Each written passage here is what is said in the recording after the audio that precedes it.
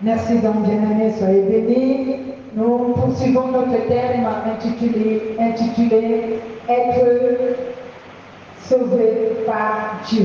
Aujourd'hui, nous parlons du deuxième chapitre. Ce chapitre est intitulé Qui sera sauvé? Bien-aimés, on a parlé la dernière fois de comment nous pouvons être sauvés. Il nous a été dit qu'il y a des conditions que nous devons remplir. Cette condition commence par croire en Jésus. Et croire en Jésus, après cela, rechercher le pardon de Dieu par les eaux du baptême, et ensuite rechercher le Saint-Esprit, et ensuite purifier notre âme de sa vieille nature, c'est-à-dire du péché, et le dernier, de nous réintégrer à Dieu jusqu'à la fin. Aujourd'hui, nous allons parler du deuxième chapitre, qui sera sauvé? Parmi tous ceux qui disent croire en Jésus, parmi tous ceux qui disent être chrétiens, qui sera sauvé, bien-aimé? Alléluia. Je sais que vous et moi, vous êtes pressés d'entendre et de savoir qui sera sauvé. Parce que chacun de nous veut être sauvé.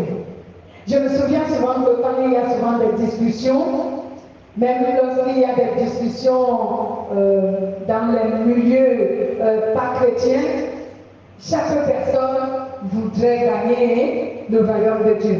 Ils appellent ça le paradis. Chaque personne veut avoir la vie éternelle. Mais beaucoup ne veulent pas remplir les conditions qui donnent la vie éternelle. Beaucoup sont devenus chrétiens. Et pour quel objectif sont-ils devenus chrétiens? Est-ce parce qu'ils veulent être sauvés par Dieu? Est-ce parce qu'ils veulent tout simplement les bienfaits de Dieu? La manifestation de la bonté de Dieu? Pourquoi sont-ils venus en Christ? Mais Dieu, dans sa miséricorde, dans son amour, Dieu ne refuse pas les hommes quand ils viennent à lui, peu importe ce qui leur a poussé à venir vers lui. Que ce soit de manière égoïste, cela veut dire rechercher la manifestation de la bonté de Dieu, même si c'est ça qui amène quelqu'un en Christ, Dieu lui, il le reçoit. Parce qu'il sait qu'il peut essayer de le convaincre, de l'enseigner, ou excusez-moi, de l'évangéliser, parce qu'on n'enseigne pas, pour votre information, on n'enseigne pas le non-converti. Le non-converti, on l'évangélise, on enseigne le petit. Donc, Dieu peut donc évangéliser cette personne et le convaincre à se convertir. Alors, qui sera sauvé, bien-aimé? La personne qui sera sauvée, c'est celle qui aura cru en Jésus-Christ, premièrement. Qui se serait sanctifié, deuxièmement. Qui aura gardé la foi en Dieu jusqu'à la fin, troisièmement. Et à la fin, qui aura maintenu de bons rapports avec le Saint-Esprit jusqu'à la fin.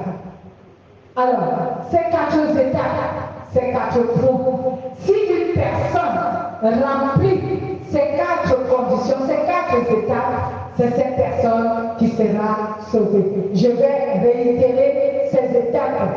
La personne qui sera sauvée, c'est qui? C'est celle qui aura cru en Jésus. Première chose. C'est celle qui se serait sanctifiée. Deuxièmement, c'est la personne qui aura gardé la foi en Dieu. Troisièmement, et qui aura maintenu un bon rapport ou de bons rapports avec le Saint-Esprit jusqu'à la fin. Cela veut dire jusqu'à la mort. Lorsque tu as compris ces conditions, cela veut dire lorsque tu as acheminé ces quatre étapes, alors tu es la personne qui sera sauvée. Alléluia. Parlons donc de ces parties, de ces étapes, de chacune des étapes, définir ce que cela consiste. Celui qui aura cru en Jésus-Christ jusqu'à la fin, c'est qui? Cela consiste en quoi? Jésus-Christ. Ici. Croire en Jésus-Christ, c'est admettre dans ton cœur que Jésus-Christ est le Seigneur et le Sauveur de toute l'humanité. Donc, lorsque une personne croit en Jésus-Christ, ça commence par là. Il admet dans son cœur que Jésus-Christ est le Seigneur et le Sauveur de toute l'humanité. Et pourquoi? Parce que c'est Jésus-Christ que Dieu a donné comme offrande, comme sacrifice qui rachète l'humanité du péché. Donc si tu crois que Jésus-Christ est le Seigneur et le Sauveur de toute l'humanité, et que c'est pour cela, c'est lui que Dieu a donné comme offrande et sacrifice pour sauver l'humanité du péché. Alors, sache que toi, parce que tu as cru de cette manière, tu seras parmi ceux qui seront sauvés. Donc, déjà, on peut t'appeler un appelé. Amen. On peut dire que tu es un appelé. Parce que je vais vraiment bien vous définir comment ces étapes fonctionnent. Amen. Lorsque tu as cru dans ton cœur, cela veut dire, lorsque tu as admis dans ton cœur que Jésus-Christ est le Seigneur et le Sauveur de l'humanité, la raison pour laquelle tu crois en cela, c'est que c'est Jésus-Christ que Dieu a donné en offrande et en sacrifice pour le rachat de l'humanité. Alors, si tu crois en cela et que tu admets que c'est la vérité dans ton cœur, tu admets que c'est grâce à Jésus-Christ également que toi tu peux te réconcilier avec Dieu pour obtenir ton salut éternel. À ce moment-là, tu es un appelé de Dieu.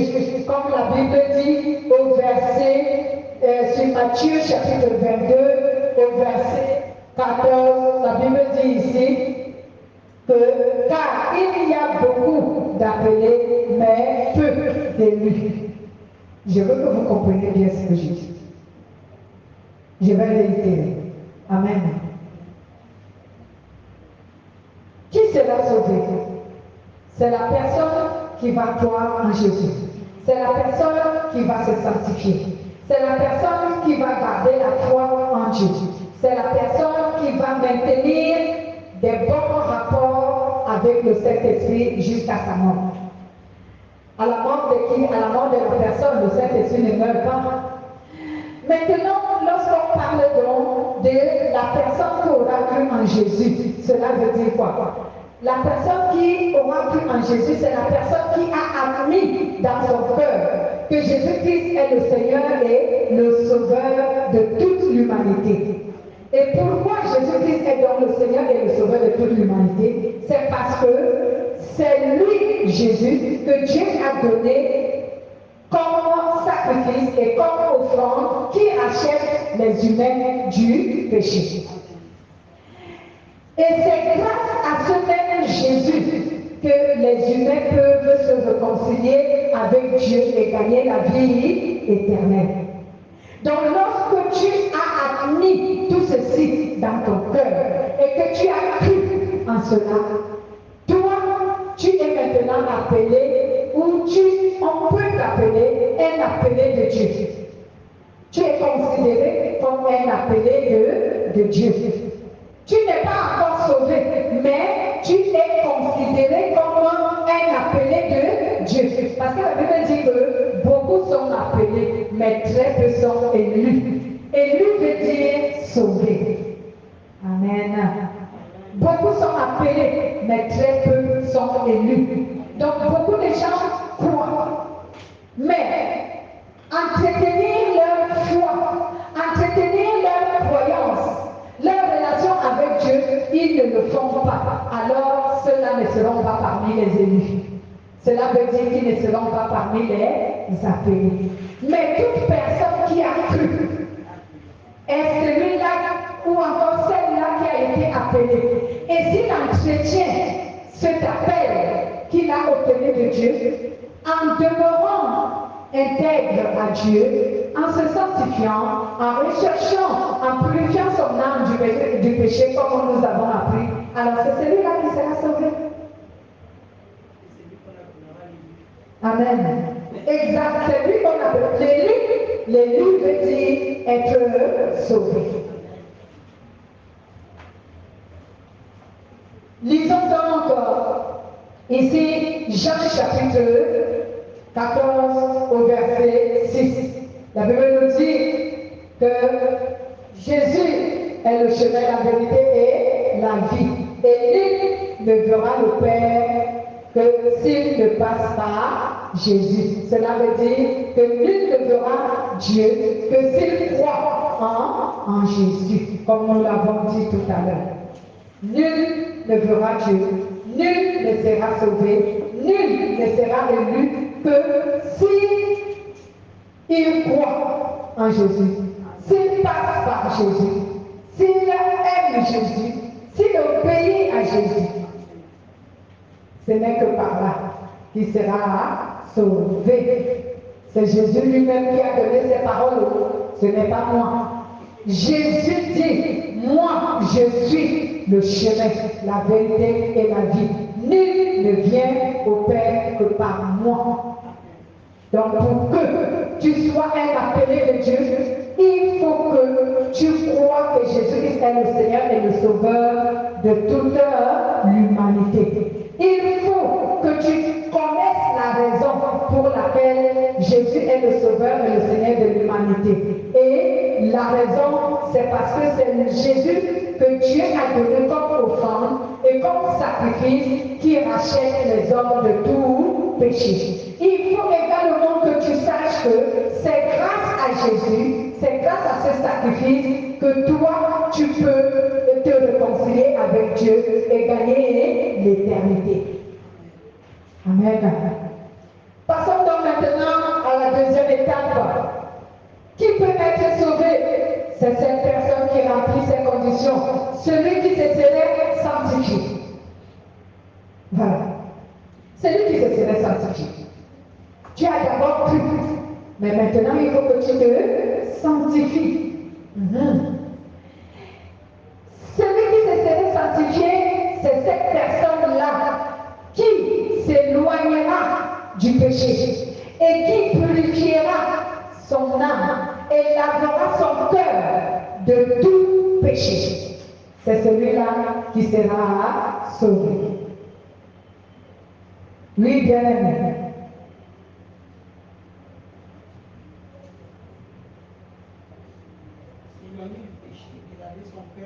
Oui, je vais aller éclairer, ne vous inquiétez pas, je suis habitué à répéter avec celui qui sera sanctifié, qui se serait sanctifié autant pour moi, est la personne qui s'éloignera du péché et qui purifiera son âme du péché et lavera son cœur de tout péché. Donc, si tu es cette personne qui s'éloigne du péché, qui purifie son âme et qui lave son cœur de tout péché, c'est toi qui seras sauvé.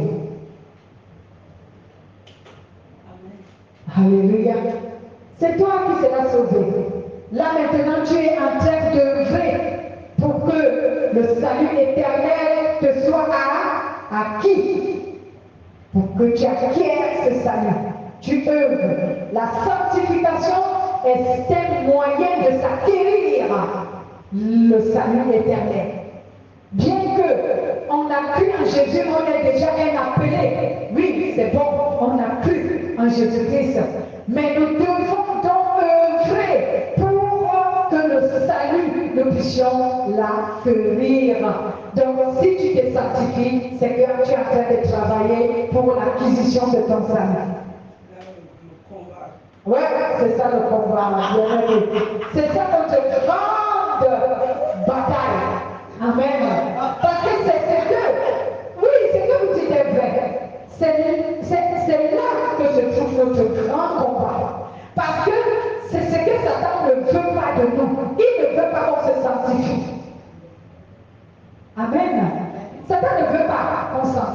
Lorsque tu as traversé la première étape, que tu as cru en Jésus, Satan a encore de l'espoir de te ramener dans le monde en t'empêchant de te sanctifier. Il a encore de l'espoir. Il pense encore qu'il peut encore te gagner. Donc quand tu as cru en Jésus, tout n'est pas gagné. Tout n'est pas gagné. Il te reste encore te sanctifier. Et se sanctifier, c'est là où se trouve la grande guerre. La grande bataille, c'est là, se sanctifier. Pourquoi?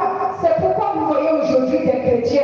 Ils ont cru il y a des années, mais la sanctification, zéro. Ils ne sont pas sanctifiés. Il n'y a pas la sainteté. Parce que c'est à ce niveau qu'il y a la grande bataille. Se sanctifier. Alléluia. Lisons donc 1 Thessaloniciens chapitre 4. On lit le verset 3 et le verset 7. 1 Thessaloniciens chapitre 4. Lisons 3 et 7. Si vous êtes à la page, vous pouvez lire.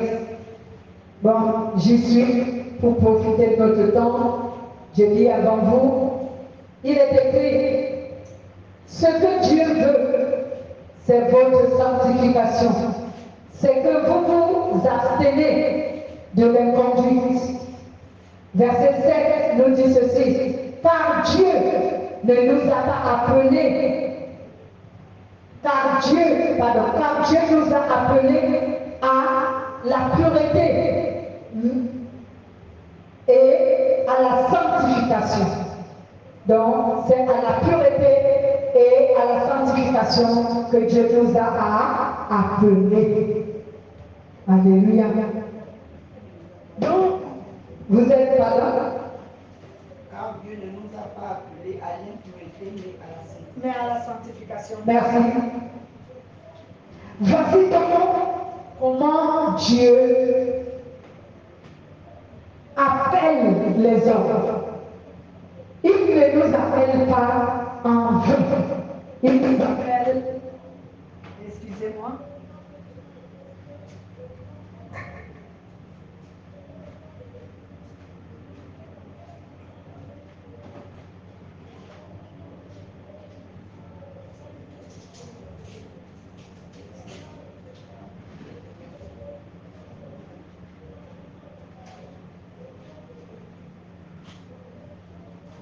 oui, bien-aimés, Dieu nous appelle à la sanctification, à la sainteté, à la pureté.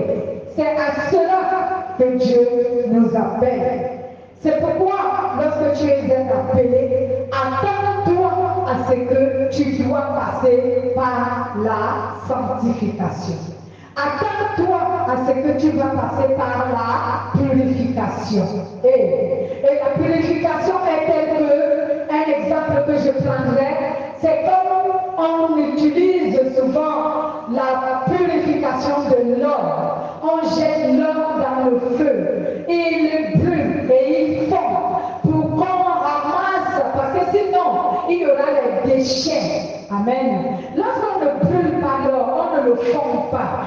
Dans ce temps qui est brut, il y aura des déchets. Donc il faut brûler pour que l'or fonde. Et quand l'or fond, les déchets quittent l'or et l'or pur reste maintenant. L'or soigné, l'or purifié reste.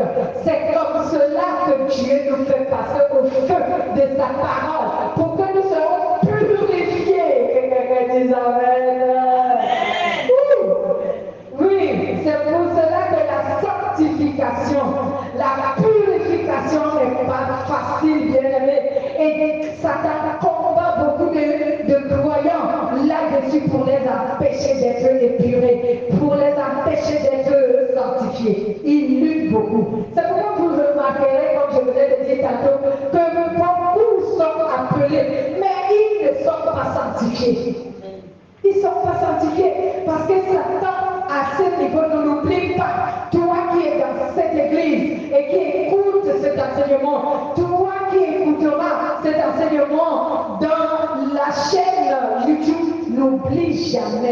que c'est au niveau de la sanctification, de la pureté, de la sainteté que Satan combat beaucoup de croyants. Parce qu'il ne veut pas qu'on se purifie, il ne veut pas qu'on se sanctifie, il ne veut pas qu'on acquiert la sainteté. Parce que c'est ce qui amène le croyant à obtenir le salut éternel, l'éternité. Même si tu es sauvé d'Église, même si, j'aimerais dire, même si tu as été appelé, mais si tu n'as pas été purifié par la parole et que tu acquiers la sainteté, tu ne seras pas sauvé. La Bible déclare dans le livre d'Apocalypse, chapitre 21, verset 27, Dieu dit, il n'entrera pas dans mon royaume tout ce qui est impur. Donc si ton âme est impure, tu n'entreras pas dans le royaume de Dieu. Même si tu as été appelé. C'est pour cela que la Bible dit qu'il y a beaucoup d'appelés, mais très peu d'élus. Nous avons lu ça tout de suite dans Matthieu. Amen. Il y a beaucoup d'appelés, mais très peu d'élus. Ne sois donc pas seulement un appelé, mais il faut que tu parviennes à être un élu, celui qui sera sauvé. Alléluia. Oh, que Dieu te bénisse. Nous voyons donc que, bien-aimés, nous parlons également du troisième étape qui est ici appelée ou intitulée la personne qui aura gardé la foi jusqu'à la fin. La personne qui aura gardé la foi jusqu'à la fin. Bien aimé, il faut qu'on garde la foi jusqu'à la fin. Et de quelle foi nous parlons? La foi vivante. On parle de la foi vivante. On ne parle pas de la foi morte. Parce que si tu as la foi morte, ta vie ne sera pas agréable à Dieu. La foi morte, c'est celle qui ne fait pas confiance à Dieu. Donc il faut que tu gardes la foi vivante. Donc nous parlons de cette troisième étape qui, parmi ceux qui seront sauvés, la personne qui gardera la foi en Dieu. C'est cette personne qui aura fait confiance à Dieu en tout point de vue. Je dis bien en tout point de vue. Celui qui aura fait confiance à Dieu en tout point de vue, quel que soit l'état, quelles que soient les circonstances, quels que soient les moments, lui il fait confiance à Dieu. Même lorsque les moments lui sont défavorables, même si les situations lui sont défavorables, même lorsque la vie lui est défavorable, lui il fait confiance à Dieu. C'est cette personne-là, bien-aimée, qui sera sauvée parce qu'elle a fait confiance à Dieu en tout point de vue. Il a persévéré dans la sainteté, dans la droiture, dans la justice, dans l'amour fraternel. C'est cette personne qui sera sauvée. Alléluia. C'est cette personne qui sera sauvée. La troisième étape, la personne qui aura gardé la foi jusqu'à la fin. C'est cette personne qui aura fait confiance à Dieu en tout point de vue, en persévérant dans la sainteté, dans la droiture, dans la justice et dans l'amour fraternel. Cette personne-là sera sauvée. Parce que si tu gardes la foi, tu feras entièrement confiance à Dieu. Et en faisant confiance à Dieu, tu vas demeurer. Ce qui montre que tu fais confiance à Dieu, c'est que tu demeures dans la vie de la sainteté, de la droiture, de la justice, de l'amour fraternel. Tu pratiques l'amour fraternel. Tu ne vas pas te relâcher sur la pratique de la sainteté parce que tu souffres. Tu ne vas pas te relâcher sur la pratique de la droiture parce que tu es fatigué, de la souffrance, parce que tu es fatigué des difficultés. Mais tu vas persévérer jusqu'à la fin.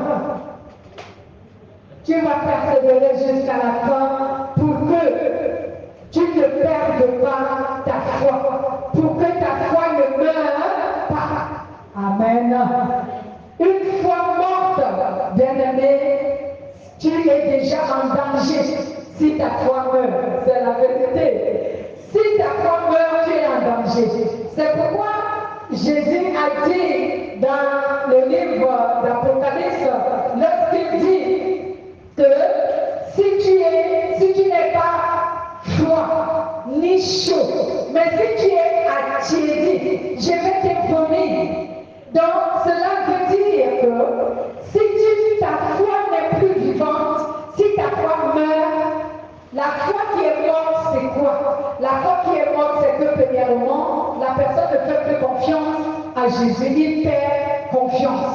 Et cette personne retourne dans les pratiques du péché. Il cherchait les voies et moyens pour sortir soit de ces difficultés, soit des situations difficiles, et les moyens dont il applique pour sortir de sa difficulté sont des moyens péchereurs, sont des moyens idolâtres, sont des moyens du péché. Alors celui-là, sa foi s'est attiédie, sa foi est morte. Alléluia. Il y a parmi nous les chrétiens, les chrétiens qui ont la foi morte. Mais néanmoins, tu les vois dans les églises, tu les vois dans les cultes, dans les réunions. Toutes les réunions, ils sont là, mais leur foi est morte. Leur foi est carrément morte. Pourquoi? Parce qu'ils ne sont plus agréables à Dieu. C'est pourquoi leur foi est morte. Parce que la Bible nous dit dans Hébreux chapitre 11 au verset 6, la Bible déclare que la foi consiste à être agréable à Dieu. Donc si tu n'es plus agréable à Dieu, c'est que ta foi elle est morte. Amen. C'est que ta foi est morte. Donc même si tu prêches la parole de Dieu avec une foi morte, et je ne sais même pas si c'est la parole de Dieu que tu prêches avec une foi morte, je me pose la question si c'est vraiment la parole de Dieu que tu prêches, ou alors la philosophie humaine que tu prêches avec la foi morte. Exactement. Souvent, c'est la philosophie humaine que ceux qui prêchent la parole ayant une foi morte, c'est cette philosophie qu'ils prêchent aux gens et ils leur disent que c'est la parole de Dieu. Alléluia. Donc, même combien tu exerces n'importe quelle fonction de Dieu, si ta foi est morte, tu n'es pas agréable à Dieu. Et même ton service n'est pas agréable à Dieu. Et même ton service n'est pas agréable à Dieu parce que ta foi est morte. Lorsque une foi meurt, c'est fini. On n'est plus agréable à Dieu, même si on est présent dans les réunions, même si on chante pour Dieu, même si on prêche pour Dieu. Avec une foi morte, cela n'est pas agréable à Dieu. Tes louanges ne plaisent pas à Dieu parce que ta foi est morte. Ton adoration ne plaît pas à Dieu parce que ta foi elle est morte. Et bien aimé, que Dieu nous fasse grâce à ce que notre foi ne meure pas. Je t'invite à prier vraiment de cette manière que Seigneur, je t'en supplie, soutiens-moi dans la foi pour que ma foi ne meure pas, afin que je te sois agréable à tout point de vue et en toutes circonstances, que je te sois agréable. Ne permets pas que ma foi meure. Oh oui, parce que lorsque la foi d'un être humain est morte, cette personne n'est plus agréable à Dieu. Relisons dans Hébreux que j'ai recité de manière orale, que nous dit Hébreux chapitre 6 et chapitre 11, autant pour moi, au verset 6, que nous dit la parole de Dieu. Hébreux 11,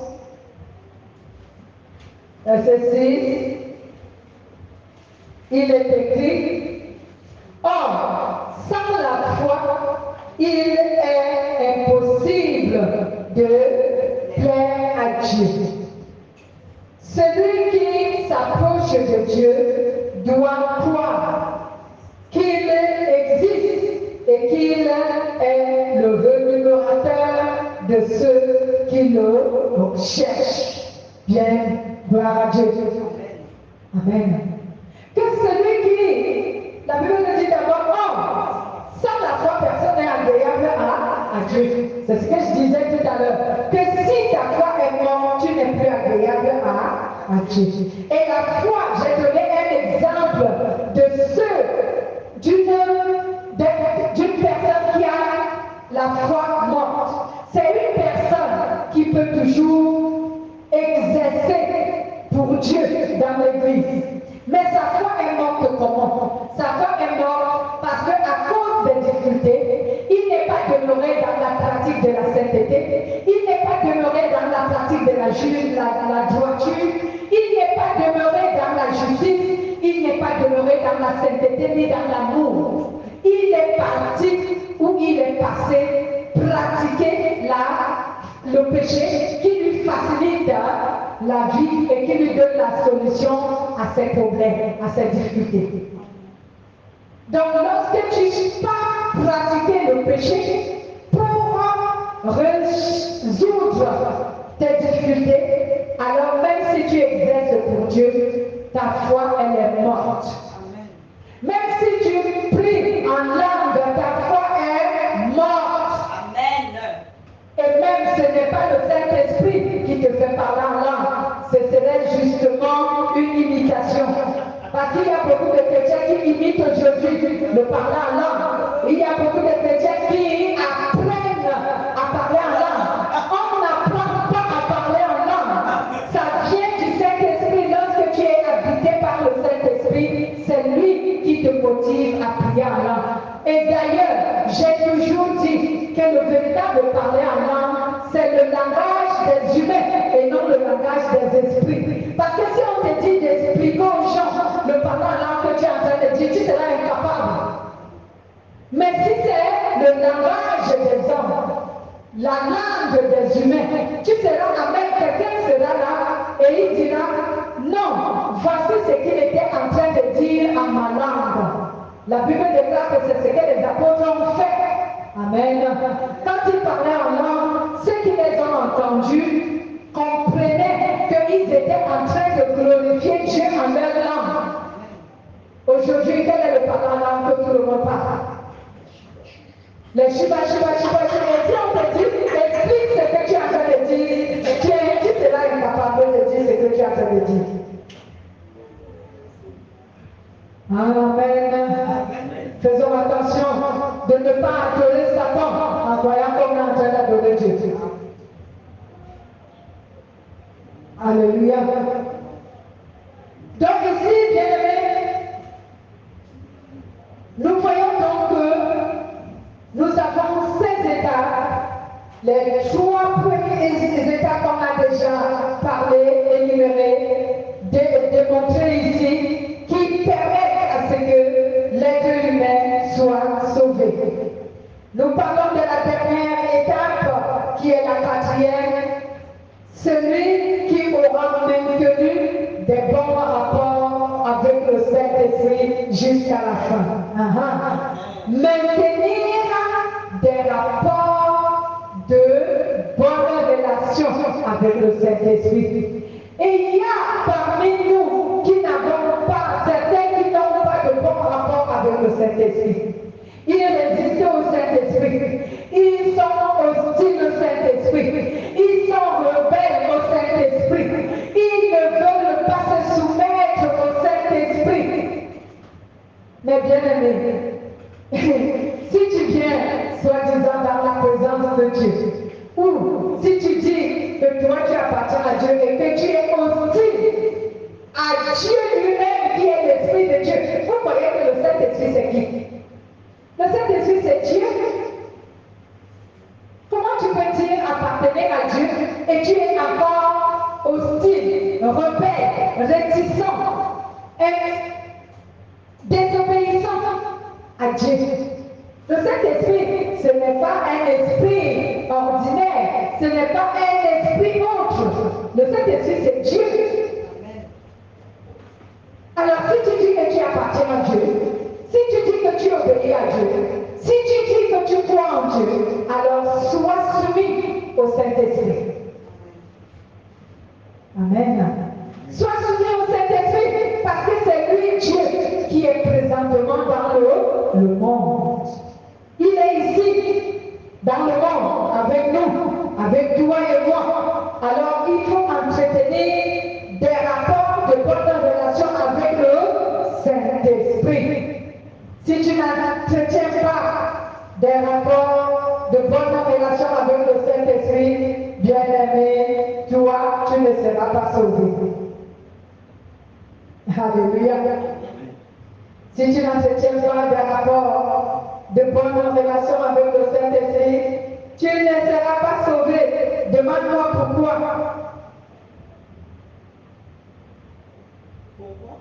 Pourquoi?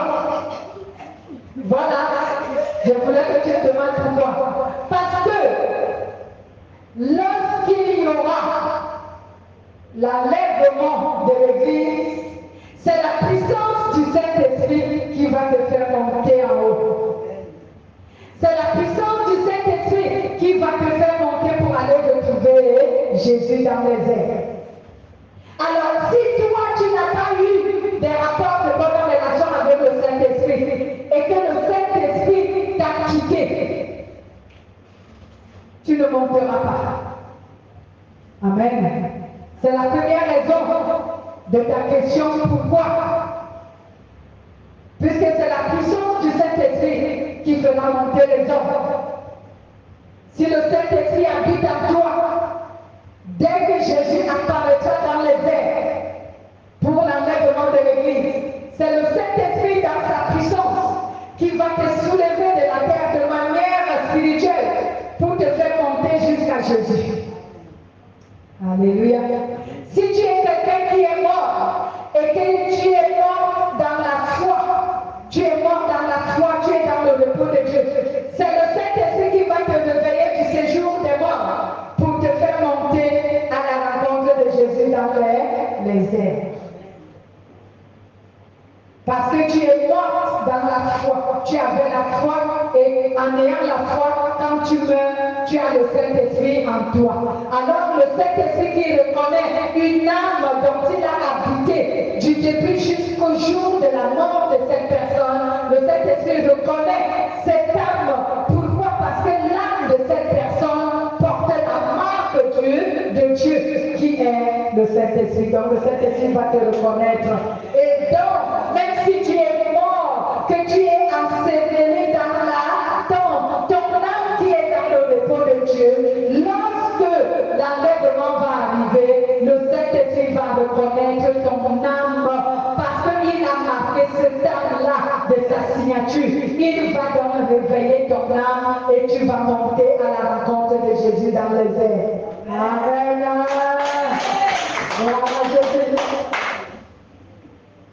Voilà la raison pour laquelle tu ne dois pas perdre le Saint-Esprit. Voilà la raison pour laquelle tu dois garder les relations. Ici, les rapports de bonne relation avec le Saint-Esprit. Parce que si tu le perds, tu ne seras pas enlevé.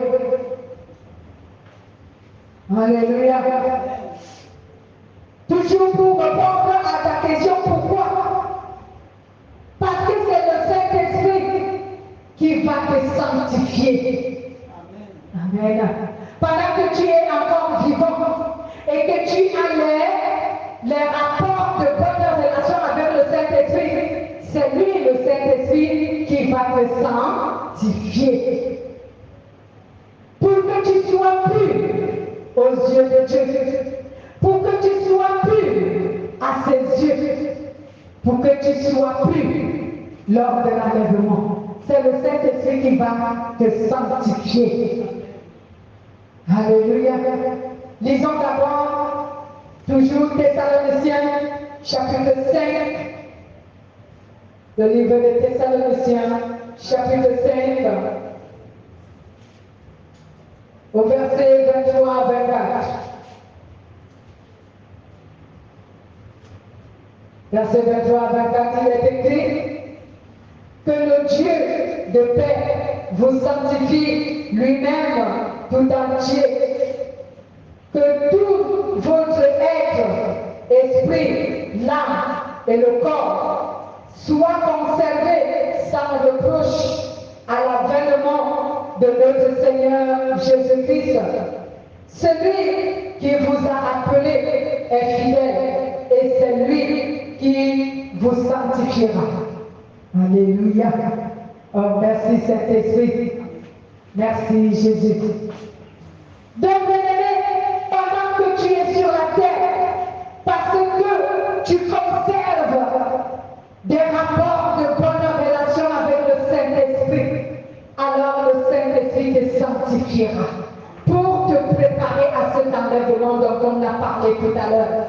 Parce que c'est lui, encore le Saint-Esprit, qui t'enlèvera de la terre pour te faire monter à la rencontre de Jésus dans les airs. Si tu es encore vivant à ce moment-là, mais si tu es mort, c'est le Saint-Esprit également qui reconnaîtra ton âme dans le repos de Dieu et qui réveillera ton âme pour le faire monter à la rencontre de Jésus dans les airs.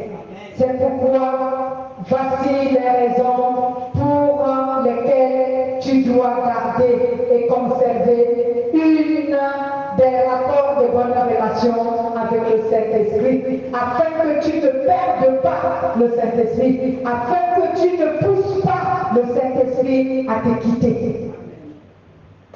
Alléluia. Et ainsi donc, tu éviteras cette éternité. Alléluia.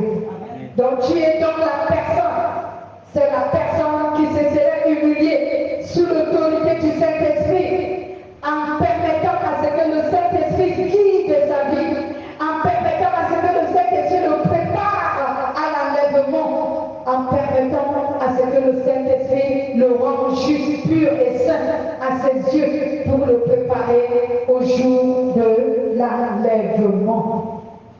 Lisons également Matthieu 5, verset 3. On lira également 1 Pierre, chapitre 5, verset 6.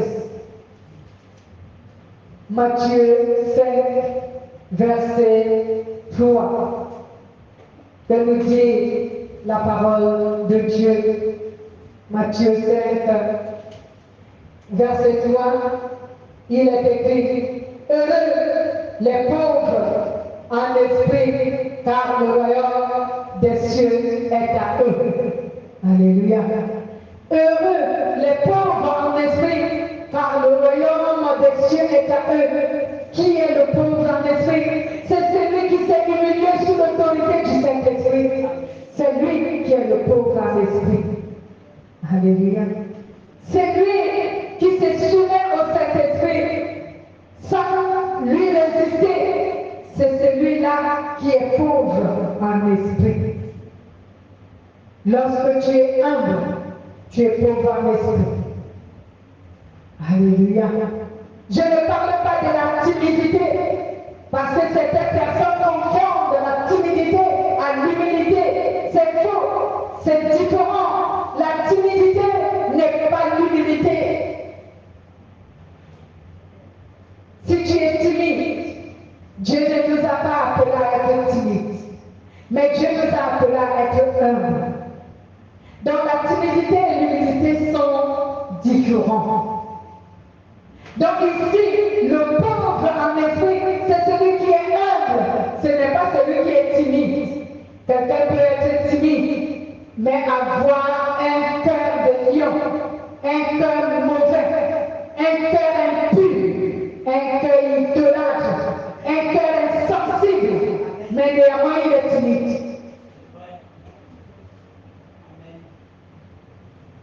Alléluia.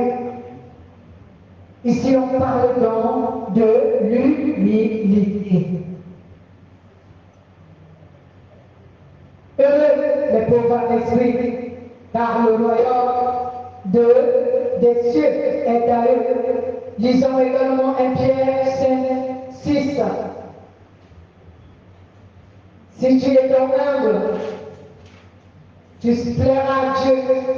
L'humilité qui consiste à se soumettre à Dieu, à lui obéir, à être intègre, loyal, pratiquant la justice, l'amour, la sainteté. C'est cela l'humilité. L'humilité, c'est pas la timidité, bien-aimé, ni l'esprit de ceux qui sont calmes. Si tu es calme, tu n'es pas humble. C'est pas ce qu'on appelle l'humilité. Le temps pour moi. Disons, vous êtes à la page, Pierre 5, vous n'êtes pas à la page, bon, je vais lire moi, 1 Pierre, chapitre 5, au verset 6, la Bible nous dit, humiliez-vous donc sous la puissante main de Dieu, afin qu'il vous élève en temps voulu. Alléluia. Humiliez-vous sous la puissante main de Dieu. Donc si tu es humble, si tu as un esprit humble et que tu es soumis au Saint-Esprit, en permettant à ce que le Saint-Esprit conduise ta vie, en permettant à ce que le Saint-Esprit t'enseigne, en permettant à ce que le Saint-Esprit te fasse les reproches, en permettant à ce que le Saint-Esprit te corrige, en permettant à ce que le Saint-Esprit te réprimande et même qu'il te châtie quand il le faut, alors c'est toi qui hériteras le royaume de Dieu. C'est toi qui seras sauvé. Parce qu'il y a des chrétiens, ils ont acquis, je ne sais quelle gloire. On ne les reproche pas, on ne les réprimande pas, on ne les corrige pas. Ils sont devenus plus grands que Jésus. Tu ne peux pas lui reprocher quoi que ce soit. Non, tu ne peux pas le corriger. Non, il est le plus connaisseur de tous. Il est déjà trop grand, il est déjà élevé. Mais si tu es comme ça, tu as ton trône. Vous savez ce que Dieu a fait à Satan? Comme Satan ne voulait pas s'humilier, comme Lucifer ne voulait pas s'humilier, il s'est fait grand. Alors Dieu lui a dit que nous deux, toi grand, moi grand, on ne peut pas venir tous les deux ici. Va faire ton royaume ailleurs. Alléluia. Donc les chrétiens qui sont tellement remplis de paix, ils sont plus que le Saint-Esprit. Ils sont super Saint-Esprit. C'est que chez eux, vraiment, ils sont très élevés, plus que le Saint-Esprit. Tu n'as rien à leur dire. Ils résistent au Saint-Esprit. Alors, à ce moment, toi, tu vas aller faire ton royaume ailleurs. Tu ne seras pas avec Dieu dans son royaume. Alléluia. Tu ne seras pas avec Dieu dans son royaume. Non. Tu iras faire ton royaume ailleurs. Ça a été le cas de Lucifer. Comme il s'est révélé devant Dieu, il ne se soumettait pas à Dieu. Alors Dieu lui a dit, bon, moi, ici, il n'y a pas de maître ici. Moi, je suis maître. Toi, maître. Non. Va chercher ton royaume ailleurs. Là-bas, tu seras maître. Donc, si tu es un chrétien qui est plus supérieur au Saint-Esprit, donc tu ne lui obéis pas, tu n'écoutes pas, tu n'es pas soumis. Alors le Saint-Esprit te dira, comme il a dit à Lucifer, va faire ton royaume ailleurs. Tu ne réuniras pas avec Dieu dans son royaume. Donc tu ne seras pas sauvé. C'est pourquoi la Bible nous dit ici, bien-aimé, dans Matthieu chapitre 7, verset 21, où la Bible dit, ce ne sont pas tous ceux qui disent, Seigneur, Seigneur, Seigneur, Seigneur, qui seront sauvés. En d'autres termes, cela veut dire, ce n'est pas parce que tu te fais appeler chrétien, chrétien, chrétien que tu seras sauvé. Cela ne vaut rien devant Dieu si tu n'as pas rempli les conditions que Dieu attend de toi. Tu ne seras pas sauvé. Alléluia. Tu ne seras pas sauvé. Tu seras considéré comme les saintes vierges folles. Alléluia. Amen. Donc la Bible parle dans Matthieu chapitre 25 au verset 1 à 13. Les vierges folles, ce sont des personnes qui se disent être chrétiens, qui se disent être supérieurs même au Saint-Esprit. Ils n'écoutent personne, ils ne se soumettent pas, ils n'obéissent pas. Pour eux, Jésus est mort sur la croix, c'est suffisant, ils sont sauvés, mais ils seront surpris parce qu'ils ne se seront pas sanctifiés, parce qu'ils n'auront pas gardé la foi jusqu'à la fin, parce qu'ils n'auront pas eu des rapports de bonne relation avec le Saint-Esprit. Ils seront surpris que Jésus leur dit, je ne vous connais pas. Éloignez-vous de moi, vous qui commettez le péché.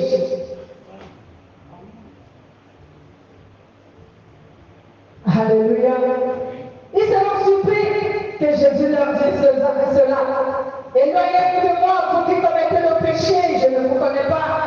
Ils diront à Jésus, n'avons-nous pas chassé les démons en ton nom?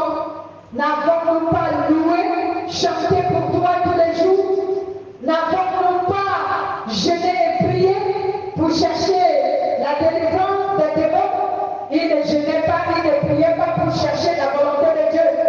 Mais ils jeûnaient et ils priaient pour lutter contre le diable, ses démons et ses sorciers.